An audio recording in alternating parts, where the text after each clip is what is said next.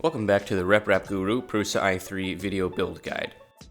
In this video, we'll be taking the Z-axis rods, placing them in the X-axis assembly, and then attaching them to the frame.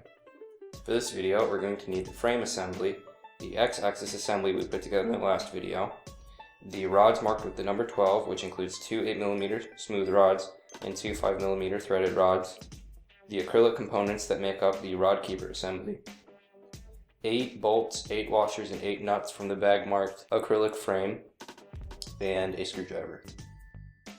We'll begin by taking the smooth rods and placing them in the bearings on the side of the X-axis.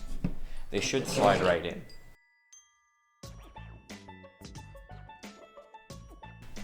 We'll then take the threaded rods for the Z-axis and place them in the nut traps that are on the X ends.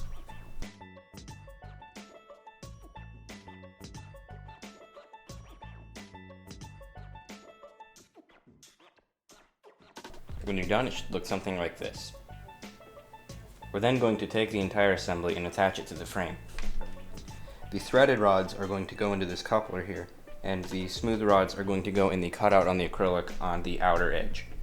You're going to want the extruder facing towards you as you place it in.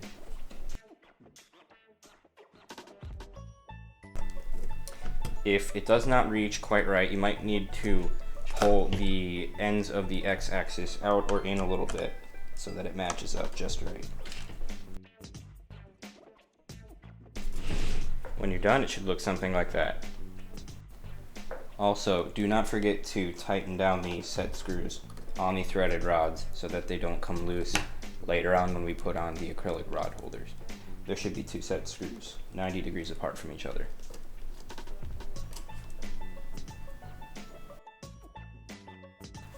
For this part of the build, you're going to want to hold the back of the printer because for now it's going to be a little front heavy. You're going to take your acrylic rod keeper and attach it to the upper part of the printer. This will keep the threaded rod and the smooth rod in line. You're going to need 2 nuts and 2 bolts for these 2 locations. A little hard to see on camera, but there should be a hole here with a nut trap under it and a hole here with a nut trap under it. You're going to take a bolt with a washer already on it, put that through, and then put a nut in the nut trap.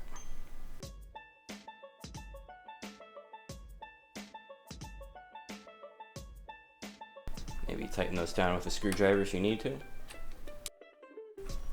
And then that will hold the rods in place. Then you'll do this for the other side as well.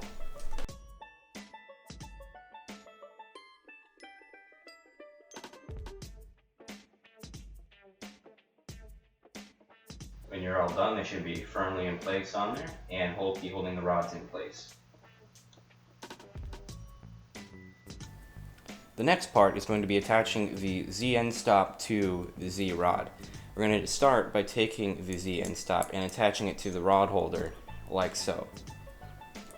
We're going to need 2 short bolts coming through and 2 nuts to hold it on the other side. Once that's on, you're going to want to attach it to the rod.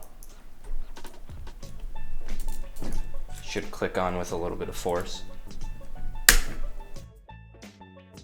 You're going to want to make sure that it is free from hitting this and that the lever will hit this bolt here, which is the micro Z adjustment.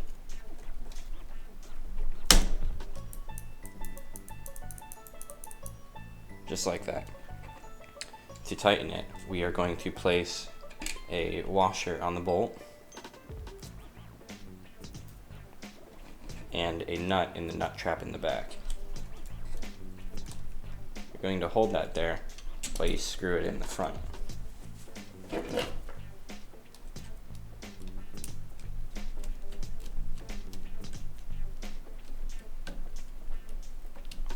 This will hold it in place and keep it from sliding down the rod. But when this whole assembly comes down, it should hit the end stop lever. And that will activate it, and it will tell the printer to stop. That's it for this video. In the next video, we'll be assembling the base of the frame.